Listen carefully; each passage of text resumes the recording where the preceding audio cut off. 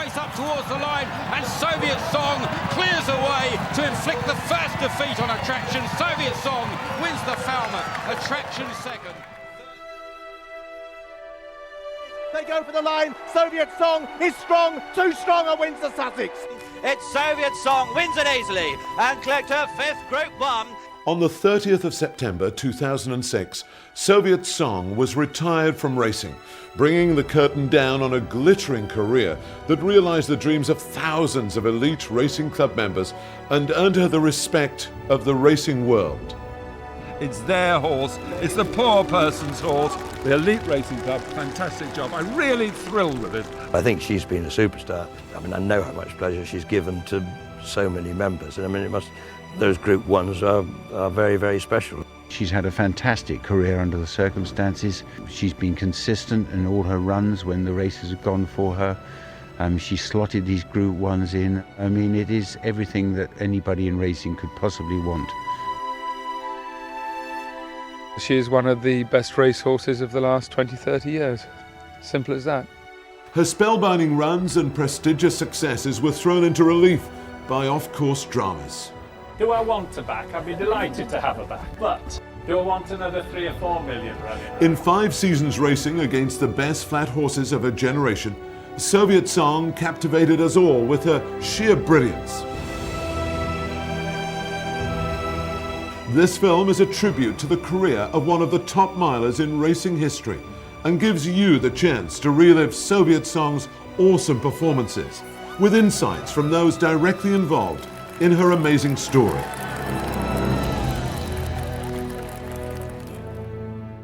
I was lucky enough to follow Soviet Song's career in my capacity as a Channel 4 racing commentator and watch her rise to fame along with my colleagues. Soviet Song's story doesn't begin with her first run, but rather at Watcombe in 1995, the yard of club trainer Paul Cole, when a yearling filly called Kalinka started her racing career. Go steady to the brown, let her quicken through. She was purchased at the Breeze Up sales by Paul Cole, firstly as a racehorse, but also with the potential to later join the club's embryonic breeding program as a broodmare. She went extremely well at the Breeze Up. And I thought, I always try and buy horses with a future. And I thought, well, she's going to get better and better, this filly, or we hope she'll get better and better. You can never be sure, but you hope. And she breezed through there, and I went to see her at night, and her legs were ice cold. And she was eating up and very relaxed and very happy. So I thought, well, this is one we'll try for, because at least she's got some pedigree. Kalinka is by the top-class miler Soviet Star, a 5-time Group 1 winner, out of Tralthy, a winner of the Rockfell and the Loopy Stakes. In the summer of 1996, Kalinka won her maiden on her second start in club colours. The challenge to double gold. They race stride for stride down towards the final furlong. 3 lengths then back to the third blue hopper, but it's Kalinka now just with her nose in front as they enter the final half furlong. Double gold towards the far rail, drops back a length away, but it's Kalinka who's going to land the odds here, drawing away in the closing stages. Kalinka by 3 lengths, wins comfortably. Kalinka the winner, double gold second, blue hopper back. The club has offered $100,000 for Kalinka, and I think that was a very fair offer, but on the other hand, it's a gamble. You keep her and she gets some black type, she'll be worth more. Thankfully, the club didn't accept the offer, and after a spell over hurdles with Charles Edgerton, she was retired to the paddocks, joining the string of club broodmares with Maurice Camacho in Malton, North Yorkshire. She's a wonderful mother. She's great in every way. Lovely eye. She just is a lovely mare. You see her in a paddock. She looks quality. Yeah.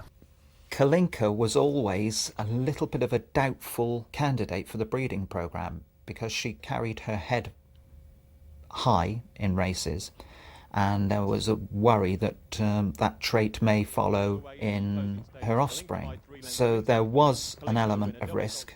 At the time, the business could afford to bring her into the breeding programme, and so she came in. In keeping with her size record over a mile, Kalinka's first covering was to the top-class miler Barathea in 1998, which resulted in the useful sprinter Baralinka. Baralinka made the perfect start to her career, winning first time out, suggesting a precocious talent.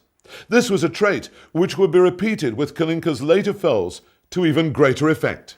Kalinka's second foal was born on the 18th of February 2000. This was, of course, none other than Soviet Song. This young filly was by the Irish-based stallion Marju. A top-class colt at 3, Marju won the Craven Stakes and the St James's Palace Stakes at Royal Ascot and was runner-up in the 1991 Derby. The Soviet Song was reared and loved by stud manager Maurice Camacho at his Star Cottage stud. Maurice has a very special relationship with his horses and feels very strongly about their upbringing. It's a matter of looking after them in the formative years, and if you do that, then everybody will reap the benefit, and everybody's reaped the benefit. They were well handled before they came home. It makes our job so much easier. The club had already experienced listed race success with Festiniog, and she was also now a broodmare for the club. Rather naively, I and others thought that the offspring from Festiniog would be the star horse. But all the time, of course, waiting in the wings, unbeknown to us all, was Soviet Song by Kalinka. Yes, I do like them. Club executive Kay Bliss went to visit 2 homebred yearlings, one of which was Kalinka's Marju filly. These foals were held in some regard by stud manager Maurice Camacho. And the filly on the left, which John's holding, is the Marju out of Kalinka, and therefore second foal and half-sister to Baralinka, whom hasn't obviously run as we talk at the minute. Not a lot bigger than I thought they were going to be. They just both look so big and strong. They're superb. 2 very nice fillies, I think. And as I've written in the report, if the trainers who get these grumble, then they aren't to be satisfied in any way. Size, scope, and all they have to have is a motor, and nobody knows about that yet. And only the good lad up there knows that. The 2 nice fillies. And Marju's just a good sire, good winner-getting sire. Every now and again pops up a group winner. Kalinka, we need to know. We need to get 2 or 3 on the racecourse to make a judgment of her. You invest so much time and money into these broodmares. They carry for 11 months, so there's a year gone, and then they're a foal for a year, and then they're a 2-year-old. Well, if they're backward, you've suddenly 3 years and you haven't seen any evidence of whether your money's been well spent. During that time, you've got another. You've covered another 3 times. Yeah, that's right. So I always liken it a little bit to an oil tanker. You know you want to stop, but you can't. It needs a mile or 2 to stop. I think we've exciting times ahead.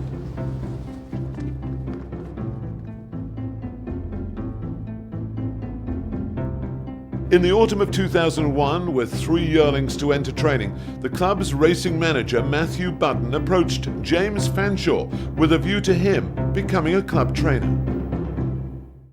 We approached James Fanshawe because we knew we had quite a nice filly on our hands. We also wanted a trainer in Newmarket, so we had a couple of recommendations for James, and obviously he's a very talented trainer, also had a particularly good record with fillies, training for some of the bigger owner breeders in the country, so it seemed a very logical choice. Matthew Budden rang me and asked me if I'd like to train for Elite. I'd obviously heard of them, with the association with and success of my Sylve, and the fact that they'd got had a lot of success with Paul Cole as well. With the other 2 yearlings already allocated to trainers, the Marju filly joined James Fanshawe at the end of November. When she arrived, I could already see she's a lovely filly. She always showed a bit of spark, which is sort of you'd expect with her pedigree, because Marju and Soviet Song is quite an explosive combination. Marju can get them quite hot, and Soviet, being a son of Nureyev, he can get them quite hot. But with her, the balance is just right. After she was broken and trotting, she was soon started cantering, and if they're going to be good or very good, you often get indication that they're nice when they first start cantering in the spring, and even if they're a bit immature and that sort of thing. And she was giving me good vibes early on. At the same time, along with her contemporaries, a name had to be found for the Marju X, Kalinka filly. Her dam's name, Kalinka, has several meanings. The name of a village in eastern Poland, a Hungarian vodka, and also a Russian dance. It was the latter meaning that captured the imagination of the Elite Racing Club management, who logically came up with Soviet Song. a choice echoed by several club members who also suggested the name.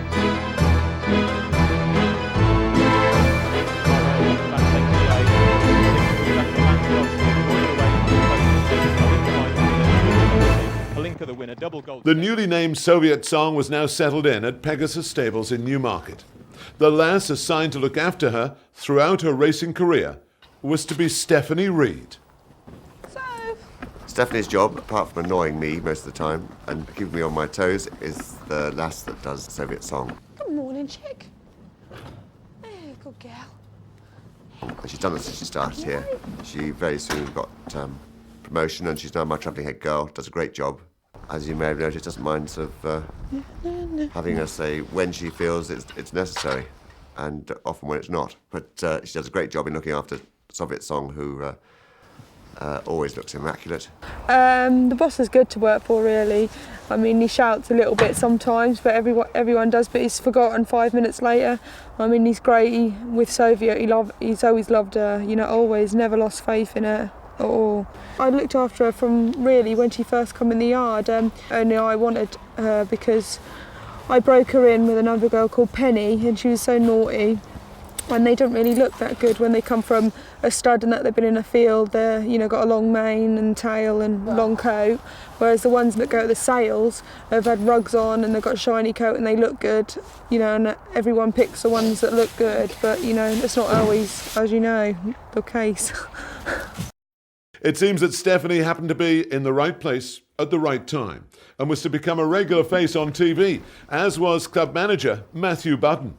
Looking back now at the pictures of her as a yearling, you can see that, you know, she really was, you know, quite an exceptional individual. But at that point in time, you know, we'd had other nice horses, and you still couldn't have dreamt that she was, you know, a real star in the making. I was giving Matthew good vibes about the filly from quite a long way before her first race at Kempton. But they were talking about Airwave in sort of glowing terms, and I just felt the 6 were on her pedigree might be a bit sharp for her. You know, I expected her to be a sort of 7 furlong miler as a 2-year-old. It's 2 or 3 lengths ahead, but here comes Oscar Abina on Soviet Song, who grabbed the lead now, and Airwave. She's got out in the clear, she's powering down the centre, and Toto 2 is also closing, but it's Soviet Song who led them at the furlong pole. Airwave in second place is 2 lengths behind. They've cleared off from Toto 2, heads the remainder, but Soviet Song got first run, and she looks like just holding on as Airwave only gets within about a half length. And now, Toto 2 everybody tried to tell me that Airwave was unlucky, but you'd never convince me. If you sat me down for 2 years, you'd never convince me she was unlucky. Spanish jockey Oscar Abina was the regular rider for James Fanshawe and was delighted to be given the chance to further his career.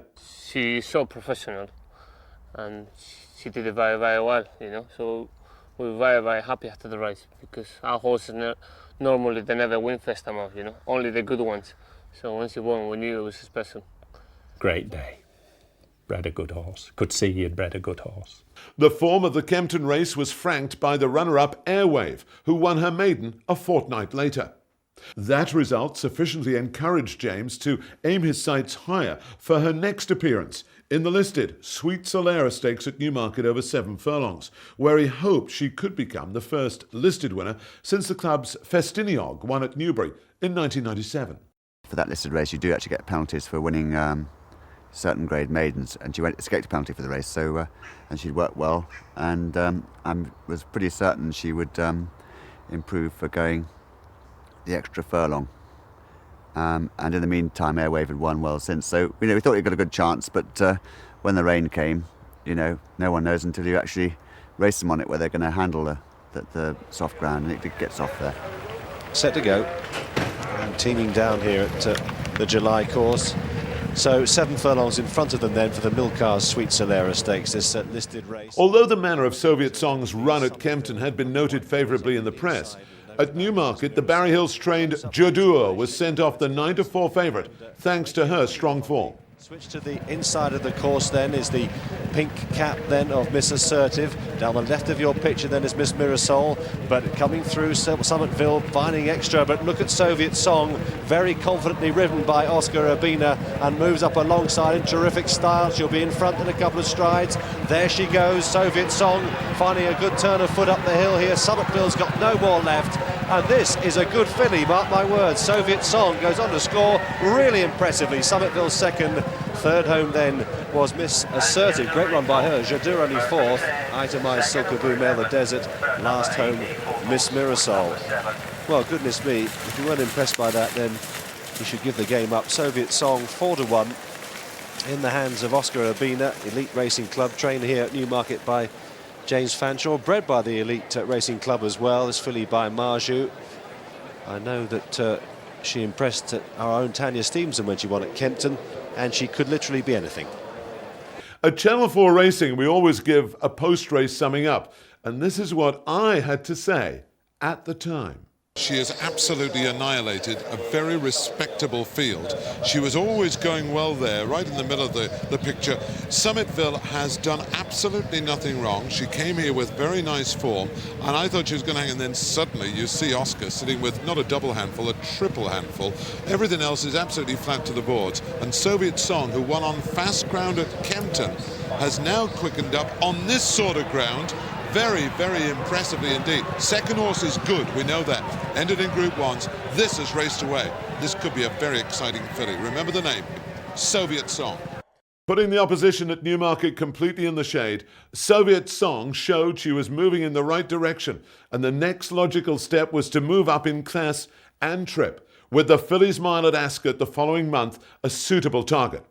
Confidence in Soviet Song was raised when the Sweet Solera Stakes runner-up Summitville followed up in the Group 2 Mayhill Stakes at Doncaster in early September. So could Elite Racing really have a Group 1 winner on its hands, and one from a breeding programme that had only recorded its first win 4 seasons earlier? There was only one way to find out. On that sunny Saturday afternoon in late September, in front of the hundreds of club members who had turned up to support the club's rising star. Kay Bliss was there, sporting a broken arm from a riding accident, alongside her son Ryan, who was helping out with the specially organised hospitality room. We're expecting around 80 members here today for the Ascot Hospitality. Elite Racing has had runners in the listed race before and 2 winners in listed races, but they've never been represented in a group race before, let alone a Group 1, where this is probably one of the biggest races for fillies so far this year. Some members weren't aware of Soviet Song's star status. Who's he? Is she? Well, I'm here to see Soviet Song win. Well, obviously she's going to win. Form has been franked, and it's about time we had a Group 1 winner. It's a brilliant filly. We've got a top-class 2-year-old here, and he's entered for the 1,000 guineas next year. This is normal race. You just jump off, get your position, and try to keep out of trouble, and when you're happy, just go for it. After briefly discussing tactics, Oscar Urbina was up and away for the most important race of his career.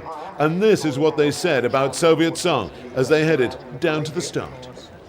We all think that, well, I think that this is the filly that could be a superstar. And she's owned by the Elite Racing Club, who have got so many club members. 10,000 of them. Is there? Yeah. Oh, they'll all be cheering this one. Just before the start of the race, Kay jostled for position in the crowd with son Ryan. Putting it politely, Kay was known for her ability to outscream those around her. Stand, set and racing. Pretty good even break too on the outside approach, was one of the first away. Right there in the centre, Hooja going pretty fast early, and Summitville heading them off in the early stages.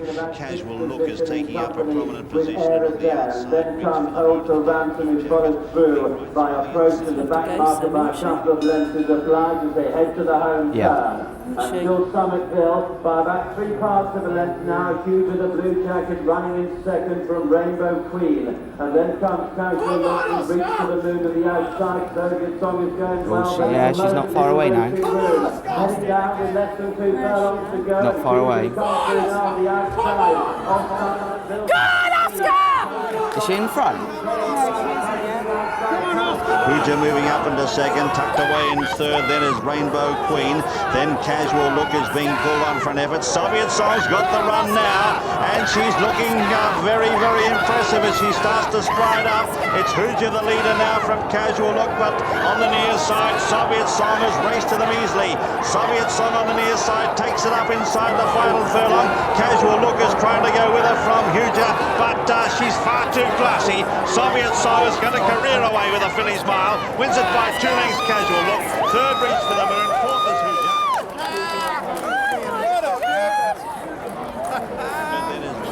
That is quite incredible.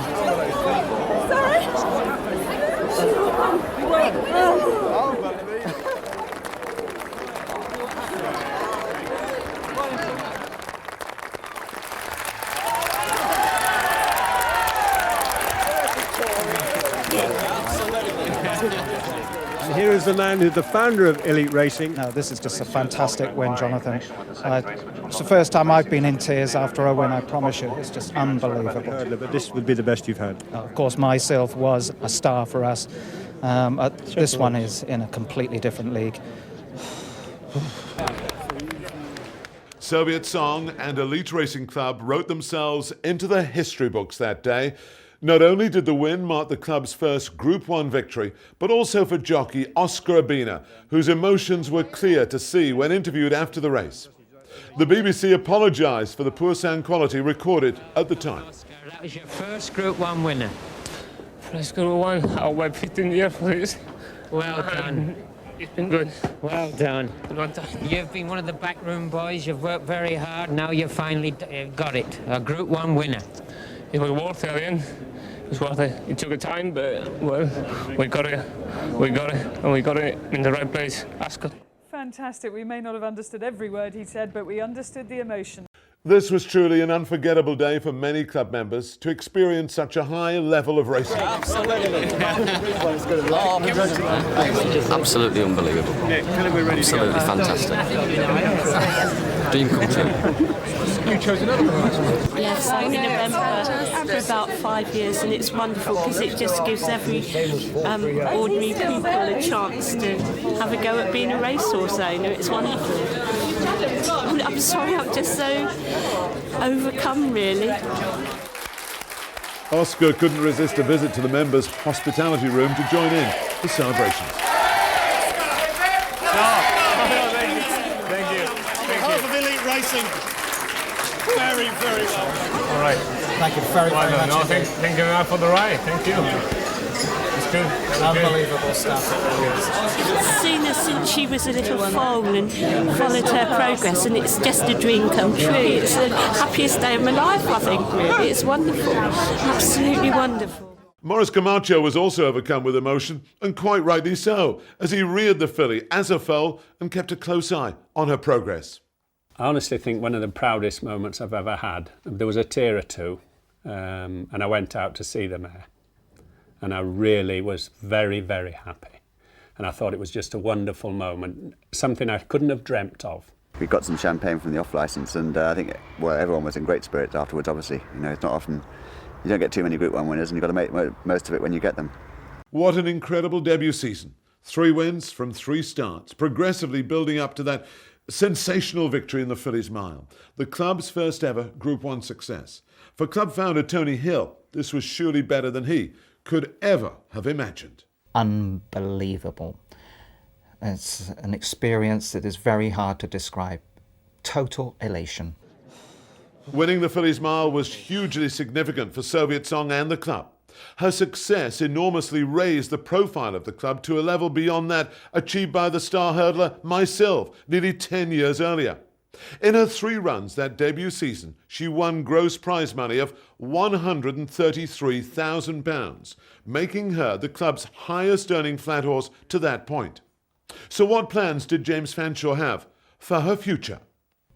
She possibly had quite a hard race when she won the Beyond Valley Stud Mile, and she looked very good then, and I just thought everything she did as a 2-year-old would be a bonus for her future career, because she was a scopy filly, you know, would strengthen up over the winter.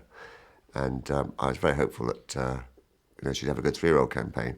The next logical step was for her to become the club's first ever classic runner, with the 1,000 guineas at Newmarket's Rowley Mile Racecourse her target. Her season's achievements were thrown into greater relief when Kempton maiden runner-up Airwave won the Cheveley Park Stakes that October. Returning to Pegasus Stables, James Fanshawe reported that she had done well for her break, but as winter gave way to spring, her preparation in advance of the big race ran into trouble. Unfortunately, spring of 2003, we had this sort of flu went round Newmarket and it affected us quite badly. And although she never actually got it herself, I'm sure the fact that a lot of our neighbours got it, it took the edge off her. The boss was really worried about it, and there's not a lot you can do. You can give him antibiotics and try and treat him that way, but he was reading books and that, old books, and in hospitals and that they used to hang onions and garlic up to keep the evil spirits away. So now we do it, and we have done ever since. It hasn't done us any harm, and we put a bit of garlic in there as well, so as long as I don't have to change them every week, which is usually Stephanie's job, especially if she annoys me, we'll continue to do that. Despite the equine flu, Soviet Song showed sufficient promise in her work at home for her to be declared for the Guineas. I felt that we had to run in the Guineas, it was a target, it was the aim, there's only 1,000 Guineas, and I thought she had a really good chance, and she passed all the tests going into the race, but the real test is actually when they run. On race day, over 300 club members and their guests attended a special hospitality at Newmarket's Rowley Mile, marking the occasion of the club's first classic runner and carrying the hopes of the thousands of club members. Nice to meet you, I'm Tony. Nice to meet you. Hi. You're going to enjoy the day? Yes, certainly will do. Whatever happens, we're all going to enjoy the day, aren't we? Yeah. It's wonderful to be here, never mind what happens. Exactly. We're already a winner, aren't we? Absolutely. We've probably got, I think, in the marquee about 350, and we've sold over 1,000 badges. And so I'd imagine some people have got their badges on top of that, so probably up to about 2,000 people. For the working class man, it's a first class way of going racing and sort of being a part owner, so to speak. I'm more nervous than excited, really? Yes, but whatever the outcome is, I think it's just great that she's made it to a classic, and I think we're all very proud of her. Big hand for the club president, Lord Oaksey. Thank you very much indeed, ladies and gentlemen. It's really wonderful to see such a fine turnout of our members. Let's just rejoice in the wonderful thing of elite racing having a runner on the great day of the Guineas meeting, because that is a real honour. And I'd just like to say that we all should be grateful to Tony. And here he comes, here they come. Can you tell us how she is? She seems in good form. She's done everything she's been asked. We haven't really had a setback with her, and she looks well. She's seems to have kept clear of the flu. You never quite know until they come really under pressure. But she's in good form, and this morning she was having a good squeal and a buck and a kick. So I'm happy with her. And I'd like to thank everyone in Elite for sending me such a lovely filly. Thanks very much. Well done. Thanks, Good luck. With so many members in the club, the racecourse limits the number of paddock places. These are randomly allocated to applying members on the morning of the race, so those lucky can experience the thrill of the parade race. We've had a good chat with Oscar. What the fear is, I just hope it doesn't split into two groups, but I've said to Oscar we think they ought to go left, because that's where the better horses are. In theory, if they do split into two groups, to head to the left-hand side sort of thing, But the trouble is, most of the pace is on the right. Oscar, hi there. Hello, Oscar. How are you doing, right? Good. Be very calm, you've got very cold hands. Just put it on the tap. What we do is we go out the paddock in race card order, and then count it down. And basically just getting a lead. So, I don't want to take him back too far because I don't want to pace, but just get a lead so she drops it because you won't get the trip if you pull. So just be very relaxed. It's good. So. Okay. So leave it to you, Oscar. Okay. Good luck. Good luck, Oscar. Good luck, Oscar. Right, where are we going to go? Actually, we're a bit late out, so it's a bit busy, isn't it? Up in the stands as the race grew closer, Matthew and Kay chaperoned the lucky Paddock Place members as they jostled to find a place to view the race. Because we've been late, obviously coming through, all the prime spots are taken, but My prime spot's up there, but I don't know how to get up there. well, you can find your way through. It's amazing, absolutely amazing. You know, we always hoped things would progress from year to year, the horses would improve in quality, but to actually have a horse with a live chance in the Guineas is amazing, truly amazing. I'll be happy when it's over. As Soviet Song was loaded into the stalls, the club collectively took a deep breath as the moment of reckoning approached. I guess from Wimple, and then comes Gonfilia is the Continental behind these from Soviet Song yesterday. Mr. Soprano, then comes Lucky's Carol, but it's Hector's Girl and Kaloo who bow along by left to Wimple, then Gonfilia, Counter Look and Summitville from Russian Rhythm, Spinola, and yesterday it's the Continental behind these. Long press up on the outside with 12 back in the field before the stand side. Lucky's Carol, the back of the field, they're coming to halfway. Hector's Girl, the best from Kaloo, then comes the White Cow and Gonfilia, Wimple on their outside. Counter Looking Green is next from Summitville, then Spinola. Yesterday with a big white face from Long Press. Judy Payne and Tom Rose in behind those. Intercontinental making a forward move from Russian Rhythm, then Six Perfections. Heading down to the final two now. Gonfilia from yesterday. Hector's Girl and Kaloo. One Soviet, he's coming. He's coming. He's coming. Six Perfections well back in the field. There's trouble at the furlong pole. It's Gonfilia from Intercontinental now. Then Russian Rhythm on the outside is Soviet Song. The head up the hill, Intercontinental is trained by Russian Rhythm. The red jacket and Kieran Fallon. Up on the outside is Six Perfections trying to get to him. Russian Rhythm though with Kieran Fallon win. Six Perfections second, Intercontinental third from Soviet Song and Nami and Counter. What a brave filly this is, and I really felt for the emotions of all those club members as they watched her come home for a very respectable fourth place. There must have been at least 300 members to watch her come back into the unsettling enclosure, and she got an even bigger cheer than the winner as her last Stephanie struggled to keep her under control. She's so physically strong that you've really got to be quite firm with her really, and she just pushes you over and that she doesn't mean it.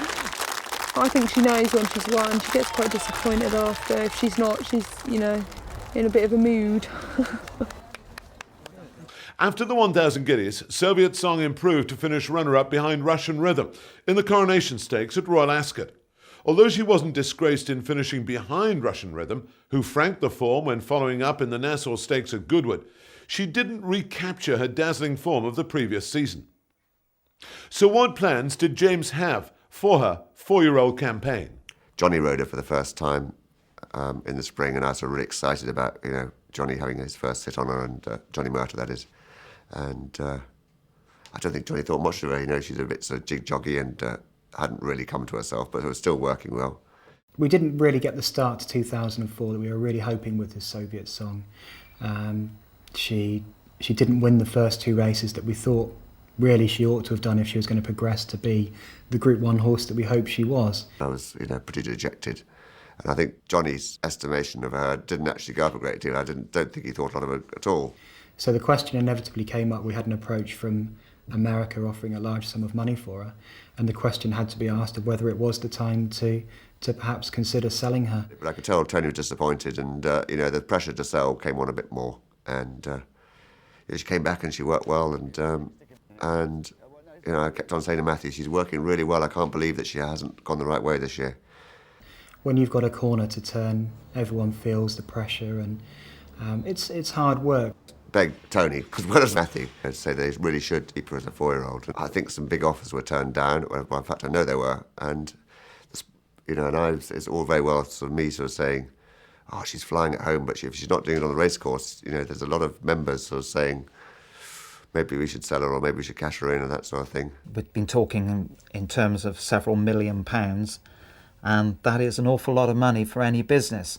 It would have been very useful for us to progress with new equipment and generally to improve the business. Me personally, from a commercial angle, I would have sold her at the end of a 2-year-old career. I have to say, here and now, I would have been very wrong. A planned run in the Group 1 Lock-in Stakes at Newbury was aborted because of a dirty scope which required a course of antibiotics. Later in the month, with her future undecided, she headed across the Irish Sea to save her reputation in the Ridgewood Pearl Stakes at the Curragh. We came to the spring this year and she was absolutely flying again, although she hadn't come in her coat. Hats Mullen, Soviet Song in on the inside, Hanami, followed by Livadia. They're racing on now towards the 2. Echoes in Eternity, Soviet Song, tracks on the heels of the leader, racing now towards the final furlong. Echoes in Eternity, pressed on the near side by Soviet Song, who's been driven to the front now. Livadia making a bit of ground on the outside, but Soviet Song gone on her way now, 4 lengths clear as they race up towards the finish. It is Soviet Song and Johnny Murtha out clear, going to score by 6 lengths. Soviet Song wins the Ridgewood Pearl in comfortable The old fashion. Soviet Song was back and I was thrilled. And, although the opposition wasn't the strongest in the world, the way she won the race was brilliant. She won that emphatically, and at the same time we were holding a vote asking for our members' opinion of whether we should keep her or not, and that came back with, I think, quite a resounding yes, so that was decision made. Anyway, the decision was made to keep her, which I'm obviously extremely grateful for. With confidence restored, James Fanshawe headed to Royal Ascot and the Group 1 Queen Anne Stakes in preference to the easier Group 2 Windsor Forest Stakes. Ridden prominently, Soviet Song ran a cracker, only to be picked off on the line by the previous season's 2,000 guineas winner, Refused to Bend. It wasn't only the membership that was impressed. Within hours of the race, the club received an offer of $2 million. As a 4-year-old, they were offered again a lot of money for her, and again Tony Hill turned it down. And I have to say, it was a very brave decision. Oh, well, I was really devastated that they were thinking of selling. I know that a lot of people lost faith in her and wanted to sell her, but I think that, I'm so glad she's proved that they did the right thing by keeping her, and proved all those people who wrote in and said they should sell her wrong. However, in coming that close to winning her first Group 1 race since the Fillies Mile as a 2-year-old, we were convinced there was now more to come from Soviet Song. Mark Denaro, who rides her every day, he's been a tremendous help with assessing how well she is. Because after the Queen Anne, I would have thought, we might have to put her away for a bit after this. She's had a hard race. But Mark sort of said to me, "Oh no, boss, she's improved. She's improved again." So we had our sights set on the Farmer Stakes, which is back against fillies again, and this time we were guaranteed a pacemaker with attraction. Attraction didn't jump quite as well as some, but as customary, she gathers stride pretty fast and leads up early from Tis Dubai, who just Attraction was the latest dual 1,000 guineas winner, unbeaten at that time, and was already being held as a champion. And Johnny rode her with the utmost confidence there, and I think she put her performance of the year in there. It was absolutely brilliant to watch, unless you were obviously Mark Johnson or the Duke of Roxburgh, because she just sat and showed this blistering turn of foot, and it was great. Towards the outside as Attraction just asked to quicken, is about a length and a half clear. Soviet Song now emerges as the threat. Monterani amongst horses, a furlong and a half to go. The moment of truth. Attraction being pursued by her elder Soviet Song. They race down into the dip. Attraction with Soviet Song, and Soviet Song draws alongside. Attraction is forced to dig deep, and Soviet Song has the answers. Goes a length clear from Attraction. Back in third place is Backer. The older filly will beat the precocious younger one. Soviet Song wins the UAE Equestrian Racing Federation Falmouth Stakes. Attraction in second. Backer ran a big race in third, and they were away from Monterani in fourth. She came back from that, and I was sort of thinking, well, after that she'd had a lot of races, we'd give her another break, but she came on again. Soviet Song's decisive victory over Attraction confirmed that our star filly was back on an upward curve, but there were still doubts remaining about her ability against the opposite sex. As the Sussex Stakes got closer, it started to look possible that we might have possibly our 200th winner in it, because she did look to have a good chance, even though it was a competitive race. We were quite confident. She'd just obviously won the Falmouth Stakes and things looked good for her. So we did start to think that the the dream of having our 200th winner in such a prestigious race might come true.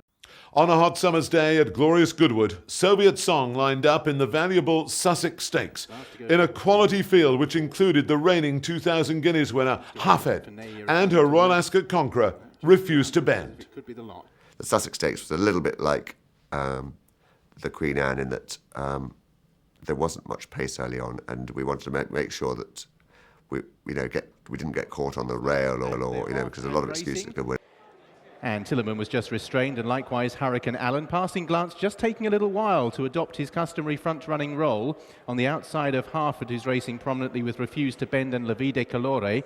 Racing in fifth place is Antonius Pius on the inside of Soviet Song, who's currently in sixth. Tillerman on the outside of Nair with Hurricane Allen. And Johnny felt that he had to commit her early enough there, and I think the fact that she was committed 2 out and hit the front quite early flattered Nair, because he was finishing well and catching us. But I think if she waited and sort of followed something else, she would have been more impressive. Racing in sixth place at this point is Soviet Song. The pace is yet to increase. Nair heads the second half of the field with Tillerman. Then comes Hurricane Allen as down the hill Passing Glance just lets out a bit of rain, tries to increase the tempo. Frankie looks across, will see Haft. Think he was looking for Soviet Song, who's currently in sixth place. It's been a very tactical race to this point. Refused to Bend in the blue, well, anxious to make the most of his stamina. Harford blue with the white epaulets, they've taken Passing Glance. Antonius Pius, will he flatter to deceive again? The red headgear, Soviet Song queues up. Nair needs a gap. Few of them also as La Vie de Colore. The yellow cap comes now to put it to Haft and Refused to Bend. Soviet Song will play one of the last cards. Nair angles out under Tillerman, who holds him in. They go to the front is La Vie de Colore over a furlong out. Soviet Song, the filly swoops. Nair gave them 2 lengths, but he's now after the leaders. Soviet Song goes to the front. Nair's got to within a length. Soviet Song, the filly, asked to put out all stops as Nair gradually erodes the deficit. They go for the line. Soviet Song is strong, too strong, and wins the Sussex. Soviet Song from Nair. La Vie de Colore was third.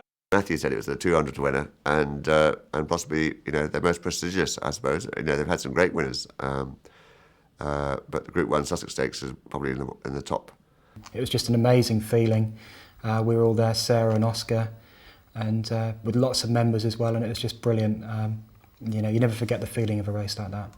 Showing all her will to win and repel Nair, who was at the height of his powers, Soviet Song recorded her most valuable win to date, winning gross prize money of £174,000.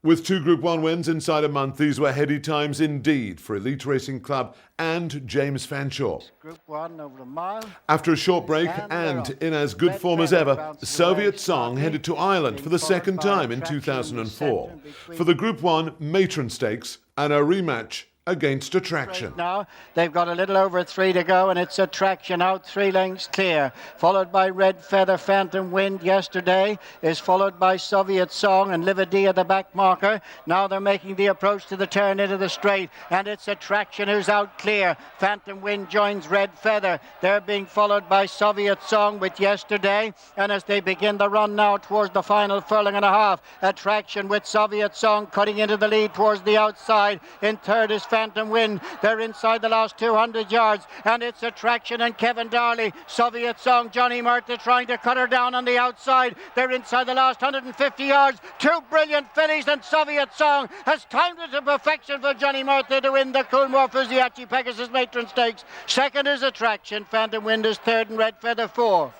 Soviet Song absolutely flew home, and she took the lead with sort of 100 yards to go, but then actually won quite well in the end. Coming from a long way back to beat Attraction for the second time, Soviet Song allayed any lingering doubts. She was the true queen of the mile. Her final start of the season came in the QE2 at Ascot, but as in 2003, she put in a below-par performance. Ascot was a disappointment. I put it down to a few things. 1, she might have gone over the top.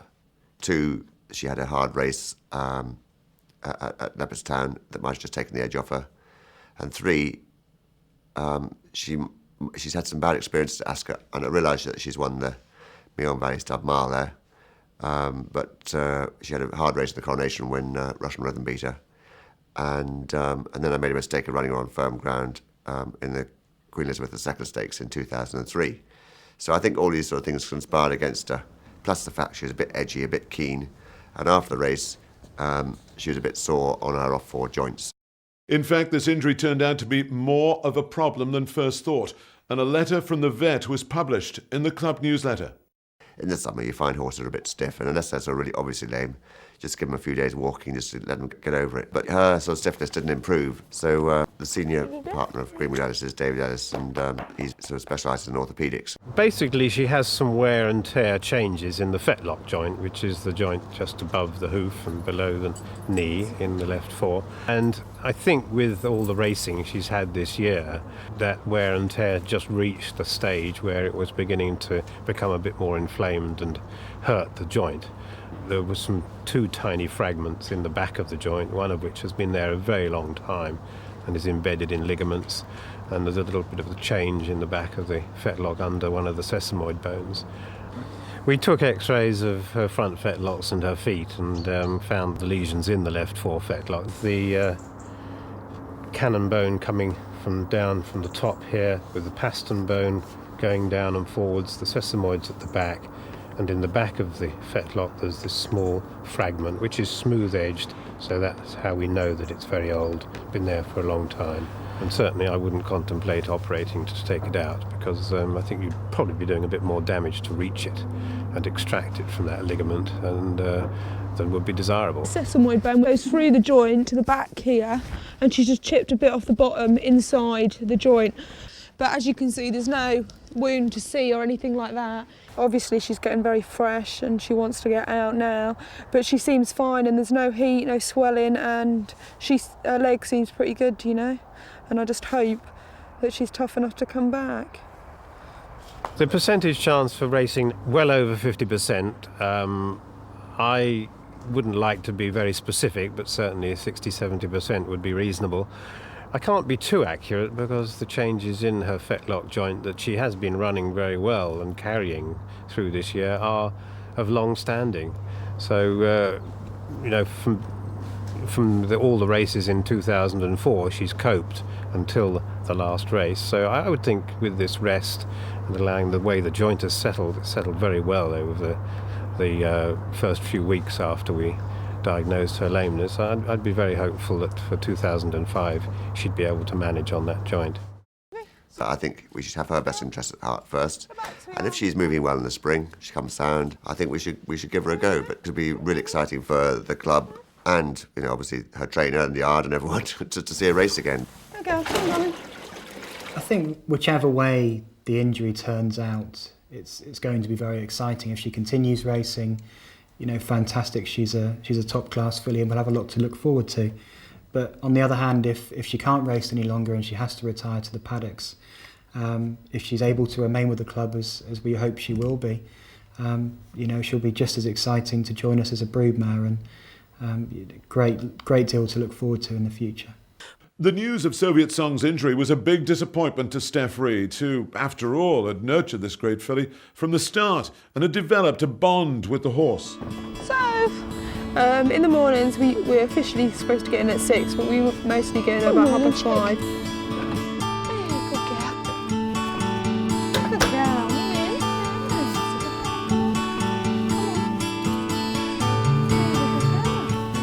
Yeah, I'm very attached to her. I'm dreading the day when she leaves me and goes back to stud.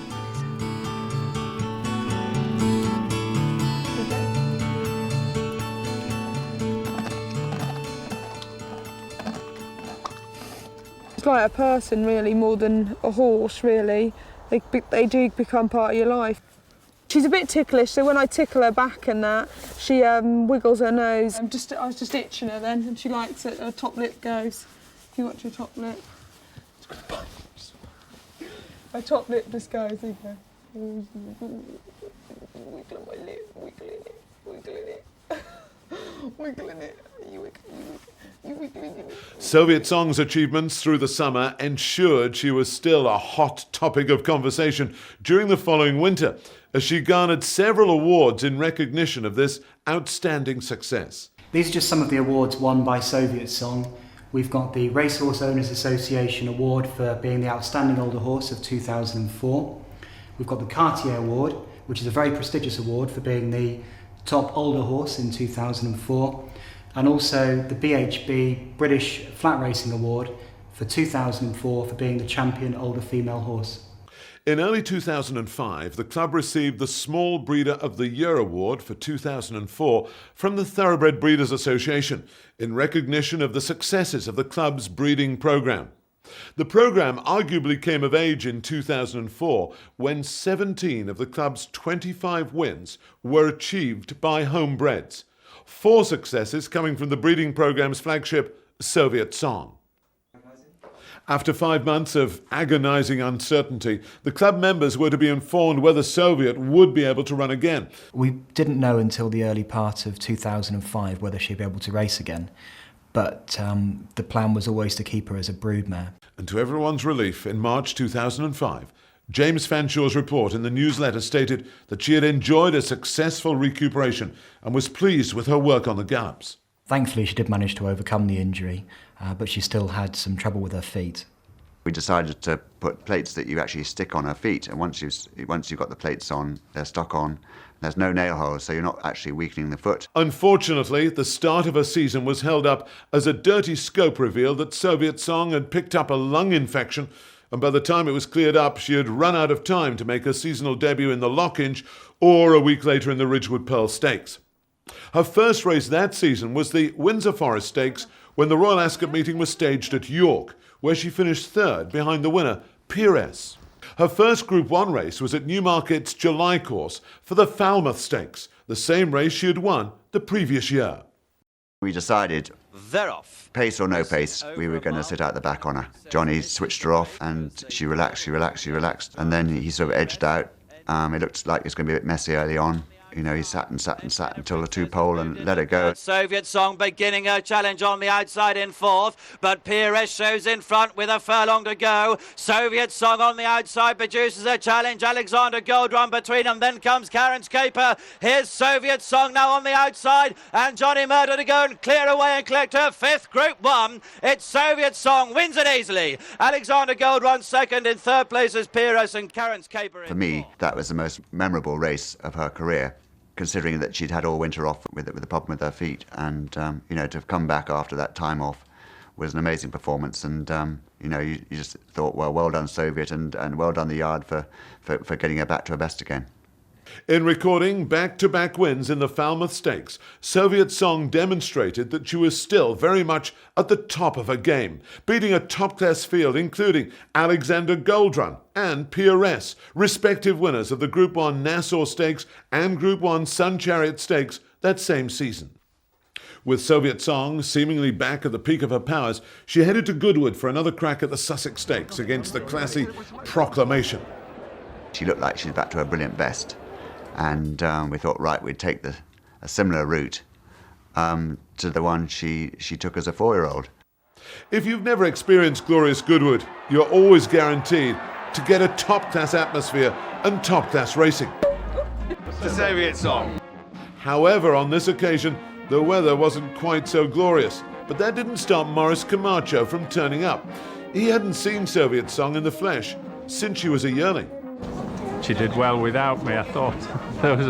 Racing people are notoriously superstitious, stupidly so, and I'm no different. I have often no other excuse for not looking at her before. One group of members have followed Soviet Song all over the country and can be spotted at almost every race and stable visit. Oh yes, I've been to all her races. I was here last year when she won this, and I was at Newmarket when she won the Falmouth, I mean, we're a vast follower of her, really. And I went to London when she got the presentation. Well, it's just exciting, and it's really nice to meet all the other members. We've made so many friends. More or less right from the very start, we've all been here waiting to see her come into the paddock. And obviously we usually speak to Stephanie, her lass, that always brings around, because she's a champion girl. Because of the soft going, it was critical for James to choose the most suitable ground for Soviet Song and jockey Johnny Murta. Well, she's won the soft ground. You never quite know until they race on it, especially in a race of this calibre, but I don't think she'll mind it as much as some of them will. The thing is, where they're going to go on the track, that's the question, because yesterday they were racing up the far rail there, and whether they come up this side or the other side, I don't know. With 10 minutes to go before the race, Johnny Murtagh arrived and everyone was feeling confident that Soviet Song was back to her old form.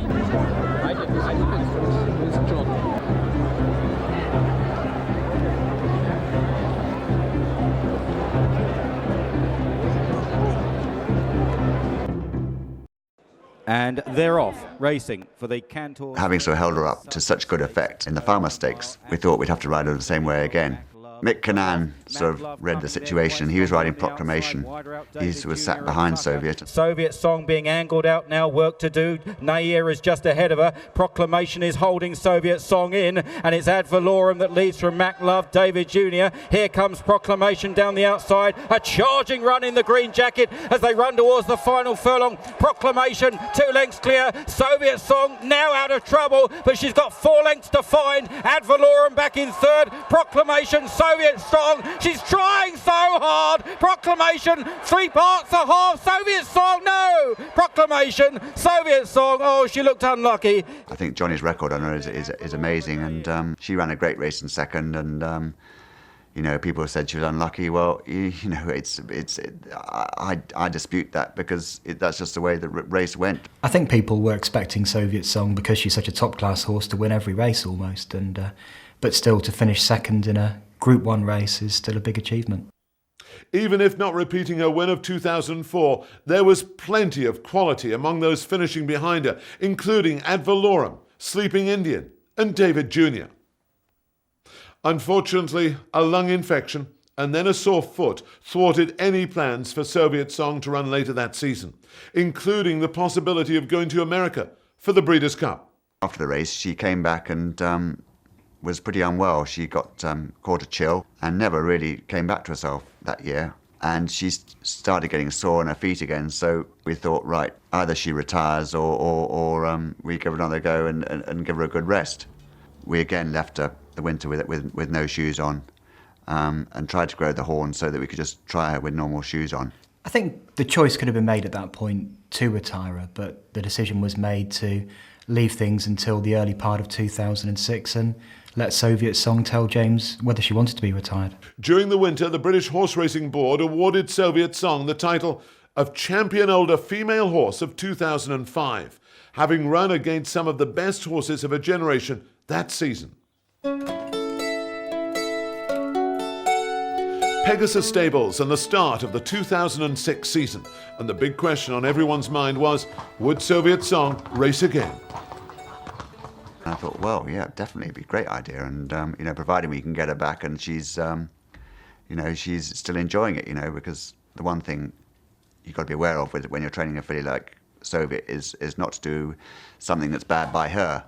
You know, she's used so many good turns, don't go to the well too many times, you know, and the elite management's implied that there was no pressure. If she didn't show her well-being in the spring, well, you know, we wouldn't train her. Although there could be no guarantee that she would continue to perform at the highest level, it was decided to keep her in training for 2006. Again, we gave her a good break. It sort of seemed to work when she was a 5-year-old. But this year, the blacksmith, Nick Curtis, and the vet, David Ellis, were really pleased with the way the horn on her hooves had grown again. And we thought we'd start off and try with normal shoes on. We took a bit of a punt and got her ready for her first race, and we got her ready for the Lockinge, where the ground was very soft there, and you know, she ran an okay race, and I thought, right, this will get her going, and I was really looking forward to seeing her work again. She was ideally suited by the conditions of Windsor Forest Stakes at Ascot. They're off. Soviet Song restrained, leaving the gate. It's a Group 2 race, and she didn't get a penalty because that was the way the conditions of the race were set out. You know, I just thought, well, in her homework, she's been lazy, and she passed all the tests. Her blood was fine. We scoped her. She scoped good. And her feet were in great shape, so we ran her, and she showed her old dash again. Okay, it was against less opposition, but sat last with Jamie Spencer on, who was riding her this year. Headgear, further out Astronomia, then Lewis Line with a run now. Spencer's pulling Soviet Song very wide. She's absolutely cantering as they run down inside the 2. Echelon is also trying to thread through the pack as Royal Alchemist comes under pressure. Here's Soviet Song unleashing her run on the wide outside, followed by Lewis Line. Soviet Song dazzles them with speed, entering entering the final furlong and begins to kick away. Echelon chasing into second place from Royal Alchemist, but racing up towards the line. Soviet Song will win at Royal Ascot at last on the 4th appearance. She's all singing and dancing today. Soviet Song wins the Windsor Forest Stakes. Echelon is second, Royal Alchemist back in third. After the race, my colleague John McCrick got very enthusiastic about Elite Racing Club and Soviet Song. Oh, she's done it, and it's great to see it, Mac. You know, a class filly, absolutely. Oh, Kept her into all these people who pack horses off to stud, and they lose the enjoyment they can give. The Elite Racing Club members have insisted she stays in training, and she comes back as a 6-year-old to win the Windsor Forest at Royal Ascot. She loves it here, and a beautiful ride. Of course, it was. Wonderful ride. It got her right. You're absolutely right, and that's what they needed. But it's isn't this an object lesson for so many people who send their horses off to stud? This, you could say that thoroughbreds at their best at 5 or 6, at their absolute best. It's very hard for a filly. Let's see if there's any But look at Jamie here, isn't he perfect? Work. You see here, one from the back, as he's switching it, waiting, not going to go through a lot of horses, decides he's got so much horse under him that he can go for the outside, doesn't matter what ground he loses, goes sweeping past Lewis Liner, ran a great race.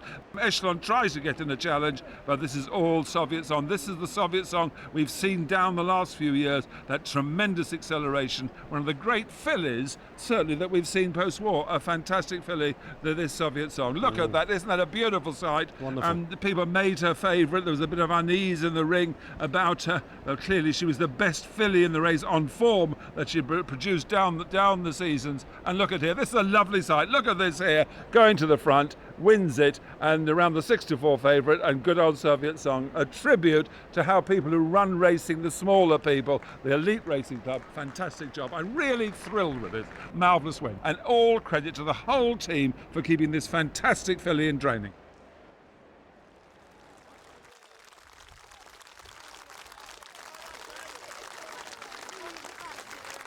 Decent and listen to the applause coming in here. People love to see this. Gives you here. the details of the Jamie SPs of this wonderful mare. And the amount of people, the owners in the unsaddling, they've all poured in. You'd imagine there's only a certain number are allowed in the unsaddling. And the number of people that came up to me while I was wandering around the racecourse today, well, Soviet Song, can she win? Is she up to it? And there she is. Listen, that is some real applause for this mare here. Jamie, flying dismount, my son. Go on. No, he won't do that, of course. But Jamie Spencer, the champion jockey, gave it a champion ride to a champion filly. This is the warmest round of applause we've heard at the new Ascot, isn't it? Wonderful. More and more people are coming for that. Isn't she lovely? And she knows it as well. There's Jacko Fanshaw. Right, Matt. Now it is your time, Matt, to get the SPs in.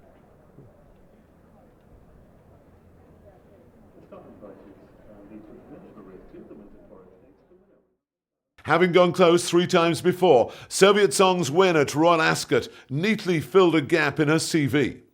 This success also took her total career prize money past the £1 million mark, elevating her into that exclusive band of racehorses whose earnings stretch into 7 figures. Given the dominant manner of her victory at Ascot, she seemed bound for another fruitful season from there on. I thought, great, the decision to keep her in training has been vindicated. Here we go again. So I thought, right, well, back to the Falmouth again. And, the line cones are open. My favourite gallops are the line cones, which are the summer gallops at Newmarket. And that's where she really likes to go and whiz past her lead horse and show that she's well and she's the queen of the yard. And, but still, the work was satisfactory rather than exciting. 6 a.m. midsummer on the morning of the Falmouth Stakes, as James makes final preparations for Soviet Song's race later that day. There she is. She has a ray in front of her. Really well, she always looks sort of quite grumpy to get out the bottom of this canter. She had her ears back a bit. She always goes along here wondering why she didn't go out of bed, but that's all she's doing this morning, but she seems nice and bright. Jamie Spencer was booked to ride Soviet Song for the 3rd time this season, as she bid for a hat-trick of wins in the Group 1 Falmouth Stakes at Newmarket. She's won the race a couple of times, so there's no track problems, and yeah, it's a clash of generations, really. I think it's between her and Nina. let's hope we come out on top. You know, I was quite edgy yesterday, but I'm pretty relaxed today about things, and it's a lovely day. We've got lucky enough to have the favourite in the big race, Farmer Stakes at Newmarket. She's getting talked about, the yard's getting talked about, Elite Racing's getting talked about. Whatever happens, it's a really exciting day we've got to look forward to. James has been really good. He's been a bit edgy the last sort of 2 days, I think, but you know, that's normal. Everybody wants her to sort of win again for the 3rd time, and it's quite a lot of pressure. She's on the front page of the Racing Post today. So some people say that's a bad omen, so we'll hope not. Just 1 hour before the race, and all is calm at James Fanshaw's yard as Soviet Song waits for her lass to prepare for the race.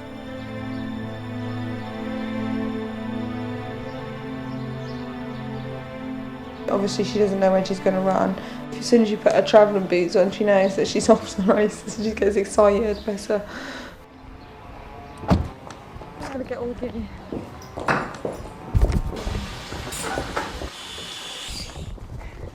She shouldn't have any idea what's going to happen until a minute when I put her stuff on. The race starts at 3 o'clock and James is already at the racecourse. He's worried that Soviet Song is going to arrive too early and become stressed. Matthew makes last-minute preparations as Soviet Song leaves the yard. Yeah, that's fine. Okay, I'll see you in a minute. James makes a phone call to assistant trainer Emma Candy to delay their arrival at the racecourse. Hello? Yeah, I've got gold on the way. Just coming up out of the town. Drive down the rolling mile, what? Please go slow. They're just going down for the one before. Yeah, okay.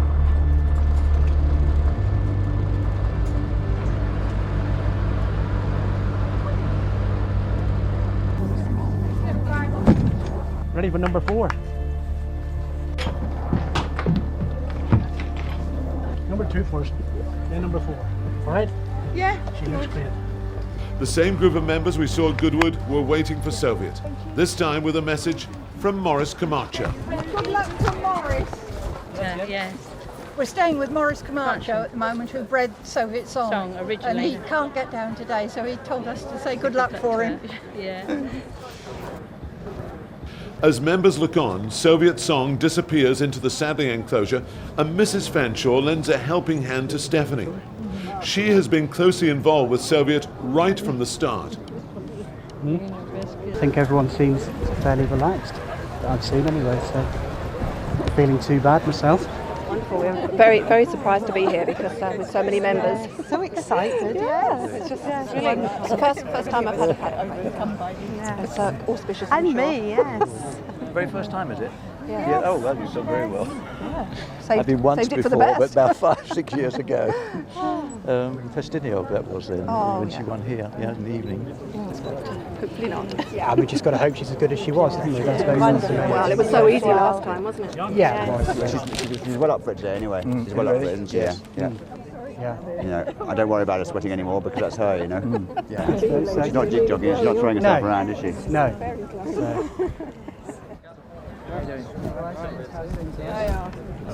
No, everyone. Hello. Right, everyone knows. Well, this is Jamie. Anyway, Jamie got a good feeling at Ascot, so leave it to him. You can't talk too loudly because too many people around. Too many ears. Too many ears. I think they know by now anyway. Yeah. I don't know. I hope Kanana's going to try and be a silly bugger and that sort of thing. You know. Anyway, but we'll beat them with a toe anyway if they do that. Yeah. But I just want when to you do extricate her, give her room. Give her room and come. That's what she loves to do. Come with one, boom, rather than trying to come through horse. I think she just, you know, even if it means going back. Yeah. You know. No pressure. Smile. Hopefully smile a bit. UAE question of Racing Federation Falmouth Stakes fillies and mares. There is a parade for this race with the runners being released at intervals, and that is about to commence. Falmouth Stakes dominated in recent years by Soviet Song in the contest. First horse amongst the outsiders this year, 50-1. Running reasonably creditably in recent As Matthew lines up a photo for the club newsletter, Steph makes her way to a nearby TV to watch the race. So you're going to go watch over there? Yeah, okay. The UAE Equestrian and Racing Federation Falmouth Stakes. Group 1 contest. They're all set and they're off. Soviet Song has indeed been eased towards the outside, still at the back of the field, as this tempo yet to increase, as Regime has come through to narrowly lead Rashid as they race down inside the final 4.5. So Regime and Rashid dispute the running, still getting the run of the race, and Nina well positioned in third ahead of Musicana, then Kate Columbine, Pires, and Soviet Song, who quickened to win this race off a slow pace 12 months ago, and is bidding to repeat the feat because she still sees all of her rivals as they're halfway in the Falmouth.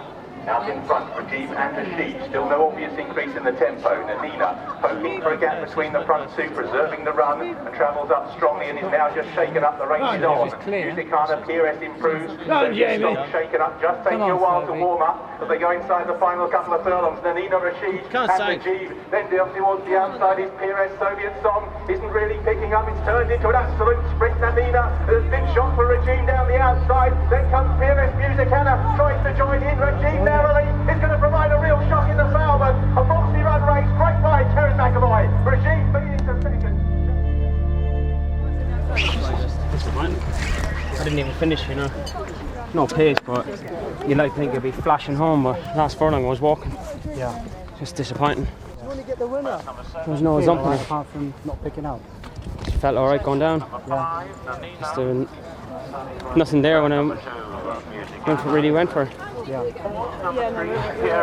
Alright, I'll see you, Jane. Number 6, Rashid, and the 6th horse was number 4, Soviet Song. Jamie just said that she never picked up. You know, everything was just always getting away from her, really. So I don't know. We'll see if anything comes to light. Hopefully, we can find a reason for it. That's a scan to see for microchips to see if the horse is Soviet Song or. So you can't actually duplicate the horse, you know.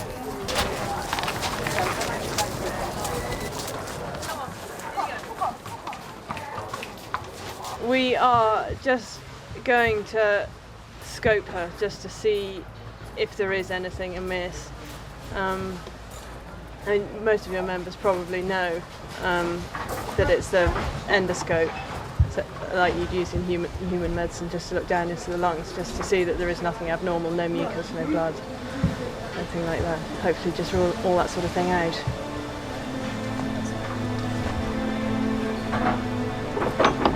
Try a hand there, Joe.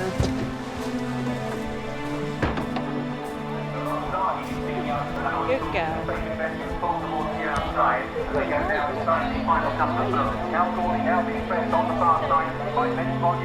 That revealed no abnormalities at all, so that's really good news. It doesn't provide us with an excuse, but at least there's nothing wrong, so that's good news. See, she's got all sparky now. She's more sparky now than before the race day. Yeah, she's done that for the day. And Seth so loves her. She's absolutely A1, scoped and everything, so I think hopefully we can give it a fight another day. Once safely back at home, Soviet Song decided to take out her frustration on one of James's saplings.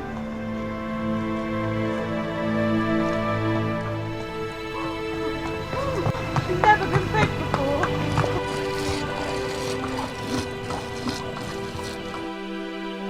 I'll stay out here for half an hour and then she'll go back to her stable and have a drink, and in about an hour's time after that we'll give them her tea and hopefully just check her about 10 o'clock tonight. But she seems fine after a race, you know. So. The race was a complete farce. They went even slower than they went when she was 5. When they quickened up, she actually had to quicken up to catch them up, to use that burst to catch them up, you know, to be competitive. You know, you can sort of blame the lack of pace, you can blame the fact she was too far at the back, there was a bit of jockeyship between Jamie and Mick Cannan, and you know, it just wasn't to be that day. She then went back to Goodwood for the Sussex Stakes, with Johnny Murtagh back on board in this race for the 3rd time. Yeah, going to the Sussex Stakes, Jamie, who's my stable jockey, and rides nearly all the horses and has ridden Soviet Song this year up until Goodwood, was suspended. So I rang Johnny, and he's very keen to ride her again, and you know, it's I was hoping that maybe he could sort of give us a bit more of a clue why she'd been disappointing or why she hadn't been really firing. And anyway, she ran a very good race under under Johnny to finish second in the Sussex Stakes. Court Masterpiece got first run on the far rail, but she ran very well, and I thought she looked like she was going to win at the 2-pole, but she's slightly out in the middle. But you know, she ran a good race without really showing the old brilliance. So I thought, right, you know, we'll keep going, and you know, she ran well, and no reason not to run her again. So well, actually, that we aimed to go to Goodwood for the Celebration Mile. Jamie Spencer was back in action again against rival jockey Mick Kinnan on board the brilliant 2,000 guineas winner George Washington. We ran there, and again, the Celebration Mile was just like the Farmer Stakes. There was sort of no pace, and the front runners went on to win the race, and George Washington and Soviet, well, they were sort of ridden for a turn of foot, and they never sort of got into the firing line. So we were left scratching our heads again. After Goodwood, again, nothing appeared untoward with the filly, and we decided, right, we'll stick with the fillies races again and aim for the Sun Chariot, and which is the fillies only race at Newmarket at the Cambridgeshire meeting. Although no one knew it at the time, the Sun Chariot Stakes at Newmarket would turn out to be the last race of her career. For this race, she was emotionally reunited with her old friend, Oscar Urbina, who hadn't ridden her since 2003. We're all set, and they're off. And from the stalls, no one that anxious to go on. Spinning Queen and Alexander Gold Run. Soviet Song in fourth, and Red Evie still pushed along. Soviet Song also nudged along as Spinning Queen, putting her pace at this stage to good effect, tries to steal away with 2.5 to go. Spinning Queen, they're all flat to the boards behind. Alexander Gold Run, Soviet Song towards the outside. Red Evie looking for her customary flying finish, but they'll have to go to catch Spinning Queen, who's got a 4-length break down into the dip. Alexander Gold Run and Soviet Song from Musicana and Red Evie, but they've all struggled to live with Spinning Queen, who uphill for home has a 6-length lead and is going to take some notable scalps here, and decisively. Soviet Song and Alexander Gold Run, who won 10 Group 1s between them, are chasing a vain pursuit of Spinning Queen, who routs them in the Kingdom of Bahrain Sun Chariot Stakes. Soviet Song pipped Alexander Gold Run second and third, then Musicana, and Red Evie was never travelling, finishes last. She ran an okay race there, and she finished second. But I felt it just, apart from Ascot, it really sort of summed up the year. You know, she's been thereabouts, but hasn't shown the same old sparkle. And to be fair to her, you know, it's despite only winning one race, she's won over £200,000 this year. You know, which is, you know, take that away from my prize money this season, and it's a fair old chunk. And it was a tough call, and I think the fact that she's gone and won at Royal Ascot in really good style vindicates the decision to keep her in training. Despite usefully adding to her prize money haul with second places in both the Sussex Stakes and the Sun Chariot Stakes, both Group 1 races, it was felt that it was the right time to bring Soviet Song's remarkable career to a close. I got a phone call from James Fanshawe one morning at the end of the 2006 season. He said he'd just given her a piece of work and she hadn't really sparkled, and he felt that she'd really retired herself. Obviously, she'd had the runner a couple of weeks beforehand when just finishing second in the Group 1 Sun Chariot Stakes. I knew after that race, the first bit of work back, she'd had enough, and she scoped dirty. You know, she'd finished second in a Group 1 again, and it wasn't the strongest Group 1 in the world, and it was a fairly distant second. So I thought, right, well, she's done a tremendous turn. And I rang Matthew at Elite, and he discussed it with everyone back at Devises, and they agreed with me that it was time for her to go to stud. A new home had to be found for Soviet, and the management had to decide between Kirtlington Stud or Maurice Camacho's yard. And during a club stable visit, this is what Maurice had to say. If anybody wants to ask a question, they can. Don't be too tough on us. Will they be sending Soviet Song back to you when she's in Poland, do you think? Now, I have to tell you, this is a very tricky thing. Do I want her back? I'd be delighted to have her back. I must be honest, I would. But I have to say, I'm a bit of a worrier anyway. And I just think I've got a couple of million running round here. Do I want another 3 or 4 million running round? And I would be worried by it. I mean, I'd do my best. And if you're asking me honestly, I'd be delighted to have her. I would think, you know, you know, wow, yeah, wow. You're absolutely right. I think wow. You know, yeah, rock on. Look at me. I've struggled along with bloody things, and here I've got this. You know, if you go to Kirklington and places like this is hillbilly stuff here. I promise you. You know. In the end, it was decided that Kirklington Stud was more used to handling star mares, including the club's ultra-consistent Festiniog. 2 weeks after retirement, Soviet Song was ready to leave the yard to which she'd become so accustomed. Emotions ran high at Pegasus Stables on the sharp autumn day on which Soviet Song left to embark on a new career as a broodmare at Kirklington Stud. I don't think anyone's really aware of it yet. It's still a bit early for anyone to start thinking, you know, sort of 7:30, but when she actually goes, it'll be definite sadness, you know.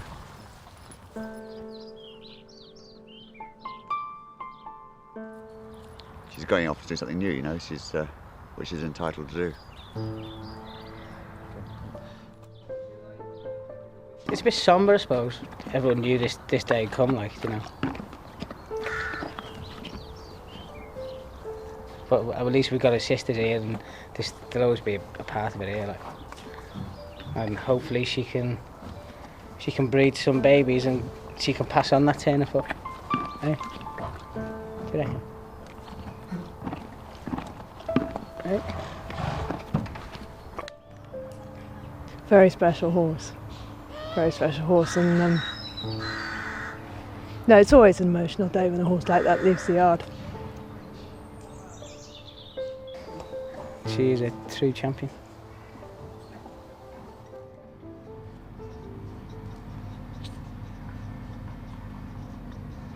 She's been here for so many years, you know, we've had her since she was a baby, and she's made such a difference to the yard, and the lads, and the excitement generated when she's going to run is quite incredible. And you know, we've loved her for the last 5 years that she's been here, and we'd be very sorry to see her go.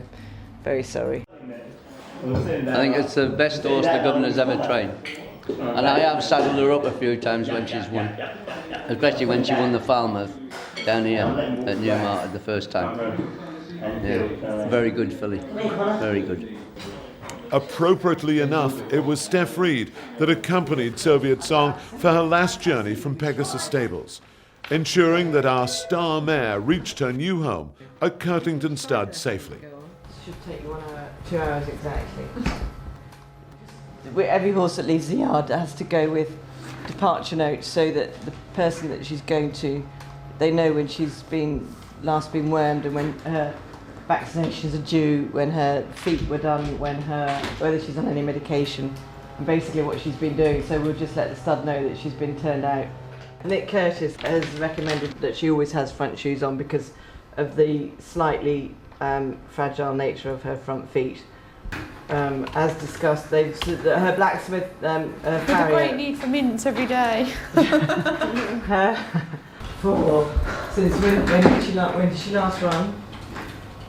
Sun Chariot 2 weeks ago. I think that's it. That will go with her passport.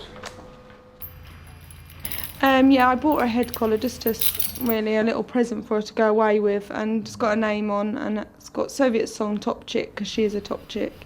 I don't know if the boss see her or not, I'm not sure, but it's my present to her. They're just going to remove Soviet Song's name off our marker board. Which has been, how many years has this been on here? A long time, hasn't it? And this is the only stuff that takes it off. Methylated spirit. Usually takes a bit of elbow grease.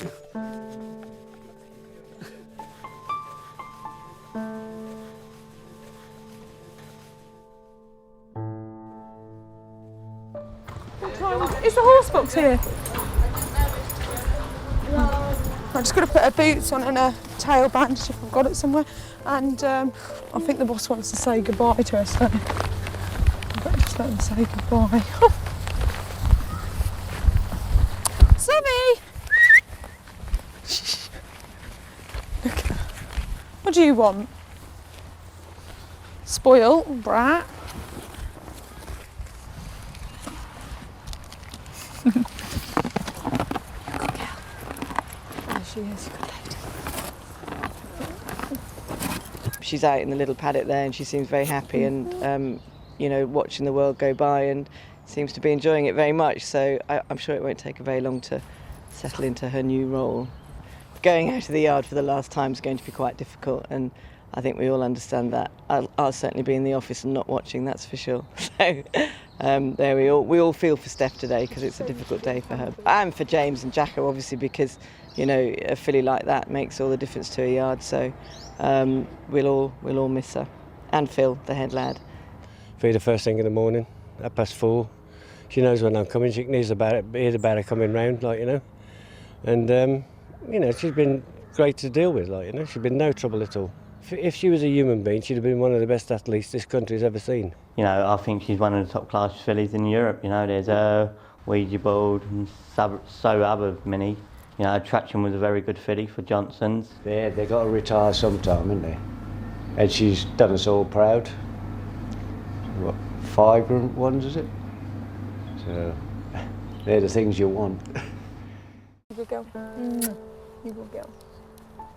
She is lovely. I feel very, very sad. I get quite upset thinking about her going. She's been such a major part of our lives for 5 years now, and you never get a horse of her calibre staying around for that long. I was just tickled. That's her tickly spot. It tickles her. I keep getting quite tearful about it. So I'll be very, very sad when she gets on the box.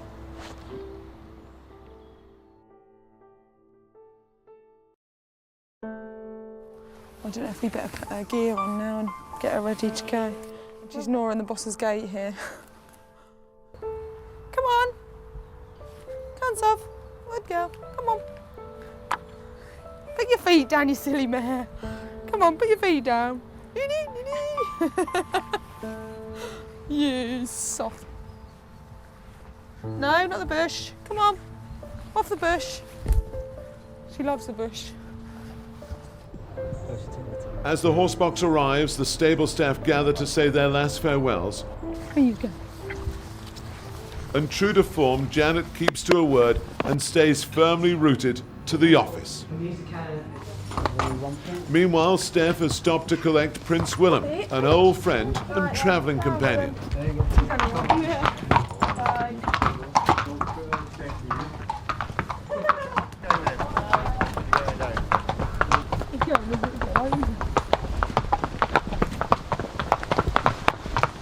Let down already, didn't she?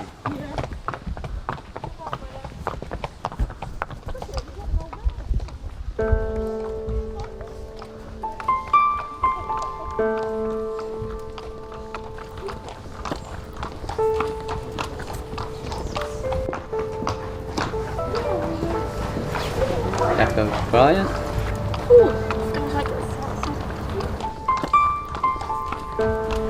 It's a long time, Jacko, isn't it? It does feel like that. Yeah. Pull up, Will. After seeing Jacko crying, Steph found it very difficult to hide her emotions. Okay, off we go.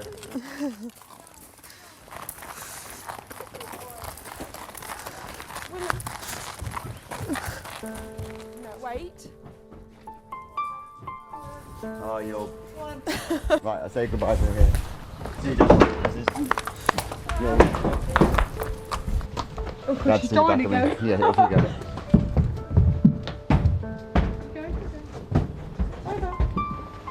Just wait a minute. Piglet. End of an era, I'm afraid.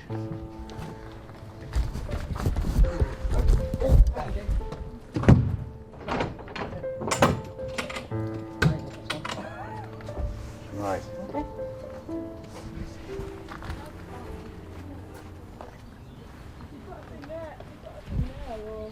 Anyway, at least she's finished in good nick and she's going to her new job happy, I think. Right, see you later, everyone.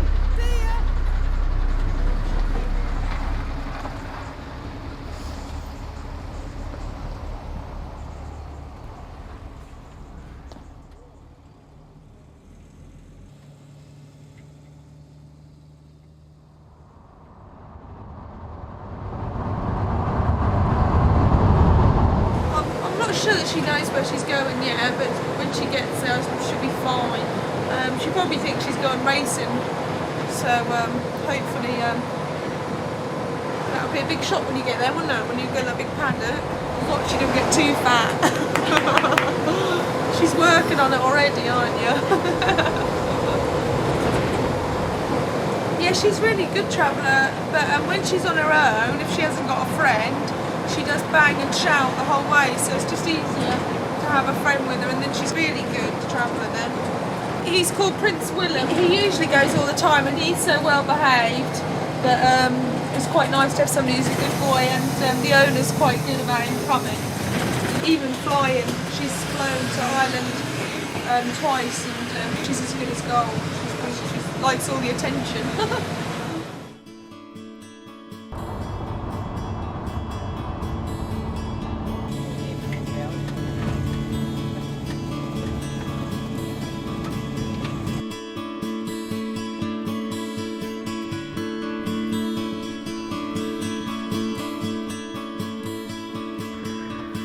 Stud owner Chris Budgett was on hand to welcome Soviet Song. Well, hello. Hello. How did she travel? Yeah, she's really good. She's got a bit hot. I mean, she's got to slow up weight. Shall I take those boots off for you? Put her in the barn. Put her in the barn. And we got a whole indoor school in there.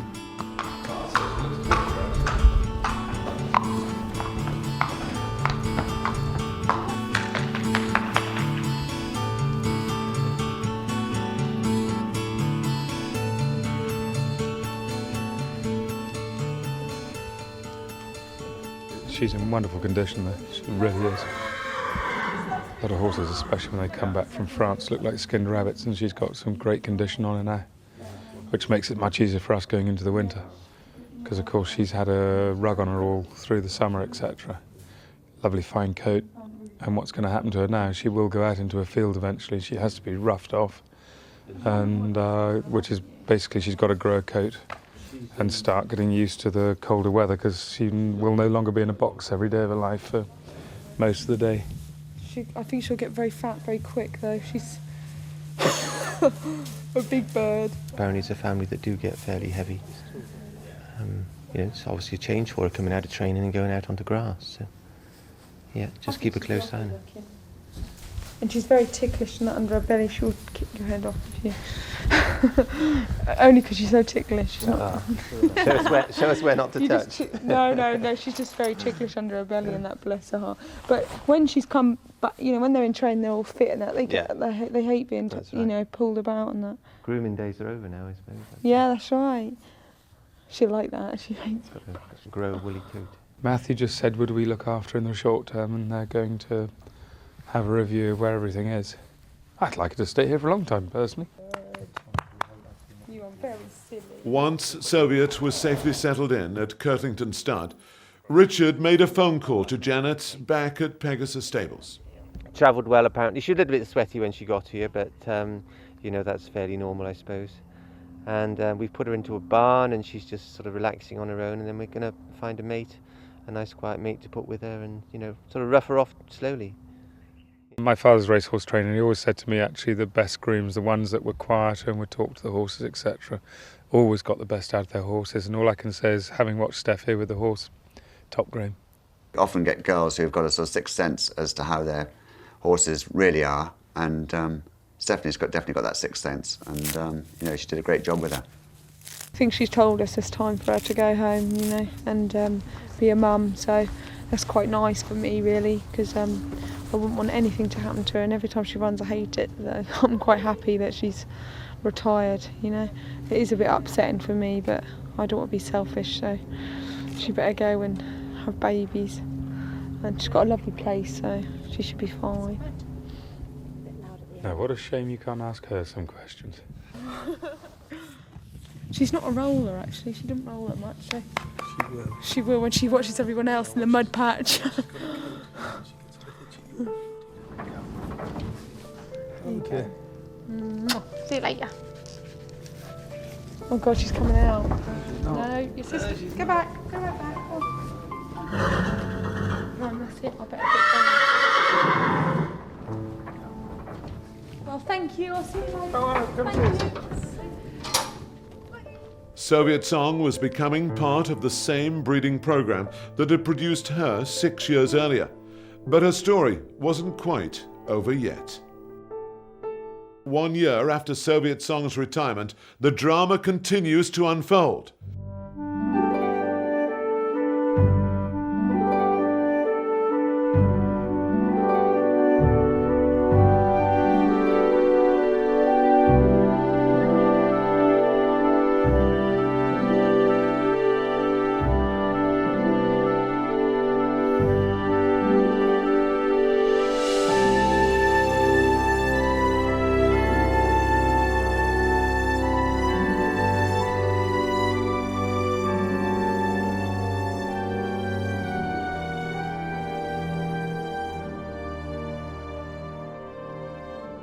When you last came down with Stephanie, the weather conditions were favourable. We were able to put her in and out of the barn for a few nights, and then she was integrated into the broodmare band, really, and made friends, and she's been with that group ever since.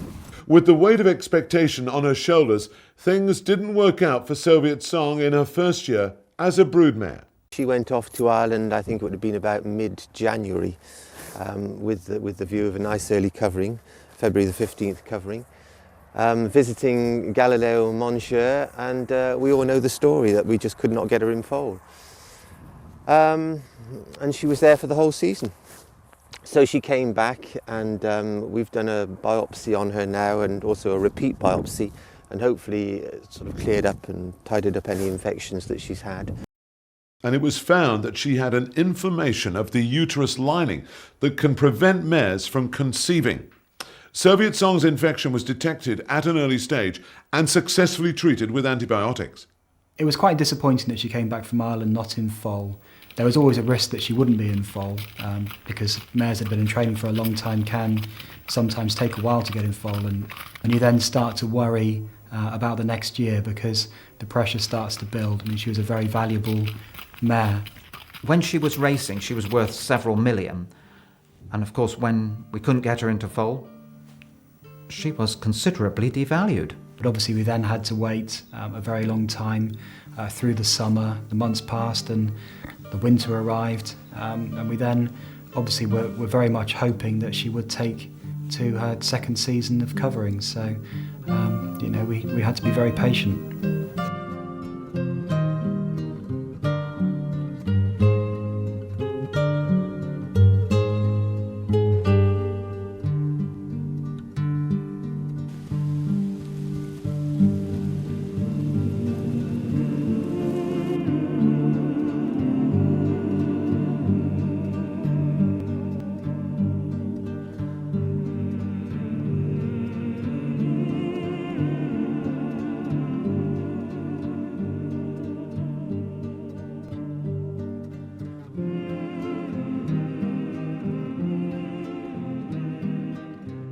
We're fairly hard on them through the winter. They're in a state of what we call anestrus, which is totally out of season. And then basically what we're trying to do is kid them come early January that spring is upon us. So we bring them in and we put them under lights and we start giving them hard food. And hopefully this will bring them into season and get them going. And we'll probably do, for those that don't come into season when we tease them, we'd probably do a veterinary check with them by mid-January and just see if there's any activity in the ovaries there. And hopefully she'll be firing up and ready to cover by February the 15th. It would be lovely to just get her in foal on the first cover and that's it. And I'm sure for the rest of her breeding career she'll be away then once we get her in foal the first time. We chose Oasis Dream for Soviet Song. The main factor was that we wanted her to stay in the UK so that she was settled and relaxed at home at Curlington Stud. So that obviously limited our choice. We also wanted a horse that was very young and consequently fertile. And also we wanted a horse that, you know, had the potential to become a top-class stallion. There aren't that many horses in the British Isles. He's a stallion that's, you know, he's had a great start to his career. His yearling prices have been good, and you know, we should see some good offspring on the racecourse. A well-bred horse, stands at Juddmonte, so it'll be a great covering for her. So off to Newmarket she went, where she was covered by Oasis Dream. 2 weeks later I was waiting for the phone call. Chris Budgett called and told me that she was in foal, so I was very relieved that she was in foal. I couldn't believe it. I resigned myself to the fact that she might not be in foal. And then obviously we had to tell all the members the good news, so we wrote an article for the newsletter. It's always nice to have good news, but this was a bit extra special, really. Soviet Song is an invaluable addition to the club's breeding programme, and whilst her potential in the paddocks has yet to be realised, her place in racing history and the hearts of her legions of followers is undoubtedly assured. Crowding out the winners' podium, I don't think it's ever seen so many people.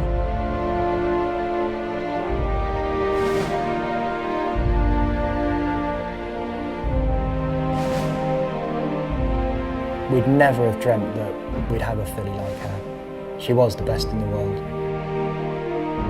She's took over my life for about 5 years, and but it's nice to see her retire, and she deserves it so much. I am happy she's retired, but she's a wonderful filly. Soviet Song now on the outside, and Johnny Murder to go and clear away and collect her 5th Group 1. It's Soviet Song, wins it easily. She's been a wonderful filly to have, whether it's for me, whether it's for Stephanie, all the other people in the yard, Phil the head lad, who put all the hard work into it. She rewarded us, and she's really rewarded the members of Elite who've got to remember also bred her. You know, what a filly to have had, and let's hope one day we can find another one. You know, it'll be a great loss to us. She's sort of part of our family, really. I mean, you only dream of having a horse as good as her. I'll never look after another one as good as her. After the leaders, Soviet Song goes to the front. Nayir's got to within a length. Soviet Song, the filly, has to pull out all stops as Nayir gradually erodes the deficit. They go to the line. Soviet Song is strong, too strong, and wins the Sunday. As they run inside the final quarter mile, Attraction by a length and a half. Soviet Song, those quickening up smartly on the outside, and Attraction will have a fight today. They begin to meet the rising ground. Attraction on the far side. Soviet Song struck the front.